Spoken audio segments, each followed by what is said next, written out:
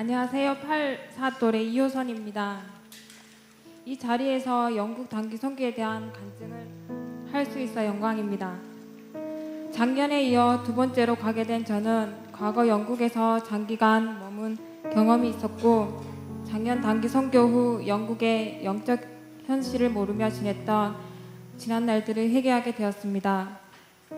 그리고 그 땅과 영혼들에 대한 사모함, 그리고 앞으로 선교적 비전에 대한 응답을 받고 싶어 다시 참가하게 되었습니다. 이번 선교 때는 작년보다 눈물을 흘릴 때가 많았던 것 같습니다. 현지 현실에 대한 안타까움, 내가 부족해서 그들의 마음을 움직이지 못한 것, 주님을 영접하는 이들을 통한 감동시키심 등 이루 말할 수 없는 은혜들이었습니다. 그리고 파송된 교회를 섬기시는 선교사님 네 분을 통해 주님 안에 묵묵히 그리고 성실하게 살아가는 것이 무엇인지 다시금 깨닫게 되었습니다. 주님의 선하심 인도하심 아래 저희 동신교회팀은 작년처럼 뿔뿔이 흩어지지 않고 감사하게도 다 같은 교회로 파송받게 되었습니다. 런던에서 새 네 번째로 빈곤하고 마약 거래가 비밀리에 이루어지는 무슬림과 시크교를 믿는 인도인들과 파키스탄인들이 밀집된 지역이었습니다. 열악한 숙소였기에 바닥에서 침낭을 이용해 자고 하루에 한 끼는 입에 맞지 않는 인도 음식을 먹어야만 했습니다. 저희는 영국이 아니라 인도로 파송받았던 것 같습니다. 반문 전도를 시작한 저희들은 종교적인 지식들 앞에 힘들었습니다. 코란을 읽어봤냐고 되물어보고 오히려 저희들을 설득하려고 했습니다. 그러나 주님은 선한 영혼들도 붙여주시어 저희를 사용하셨습니다. 하루는 교회 옆 정비소 근처에서 전도 중이었습니다. 그런데 정비소 벽 위로 한 청년이 얼굴을 내밀어 저희들을 계속 지켜보고 있었습니다. 가서 복음을 전해야겠다는 생각에 다가갔고, 반문하거나 의문을 품던 다른 이들과는 달리 그는 아무런 의심 없이 복음을 받아들였습니다. 그가 영적 기도를 하고 아멘 했을 때 전 성령님께서 그의 마음으로 들어가는 느낌을 받았습니다. 주님께서 아들아, 이제야 내가 너를 찾았구나 라고 말씀하셨습니다. 그 청년은 감사하게도 교회 등록까지 했습니다.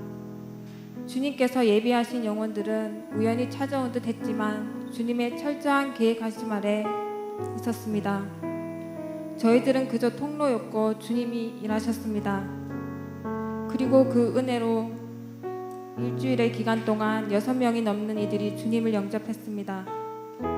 지체 중에 건강상의 문제가 생겨 하루는 전도에 같이 참가하지 못했지만 숙소에 머물면서 전도 나간 이들을 위해 중보해 주었습니다. 그리고 주님께서는 저희 각자의 은사들을 사용하시어 연합하게 하셨습니다. 공기를 읽으시는 목사님, 센스가 머리끝에 있는 자매, 풍선 아트 잘하는 자매, 묵묵히 일하는 자매, 위로하는 자매, 은근히 끼 있는 자매. 정말 저희 팀은 환상의 팀이었습니다. 저희가 선교 전에 중심적으로 했던 훈련은 영어 복음 전하기였습니다. 서로 역할극을 하며 실질적인 상황에서 당황하지 않도록 연습했습니다. 물론 실전에서 종교적인 용어를 사용하며 질문하는 이들에게 속 시원히 말해주는 것엔 한계가 있었던 것 같습니다. 일주일의 현지 훈련과 일주일의 파송교회 사역을 마치고 모든 팀들이 모여 각자의 귀한 간증을 나누었습니다.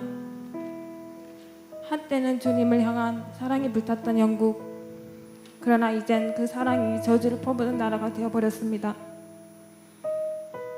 너무나 안타까운 상황이었습니다. 그러나 그들의 나름 속에 한결같은 말이 있었습니다. 영국은 하나님이 필요하다. 선교 가기 전 기도 제목 중에 그 나라와 그 영혼들에 대한 하나님의 사랑을 조금이라도 느끼게 해주세요 라고 간구의 기도를 했었습니다. 그 땅에서 흘렸던 눈물들이 주님의 응답이라 확신합니다.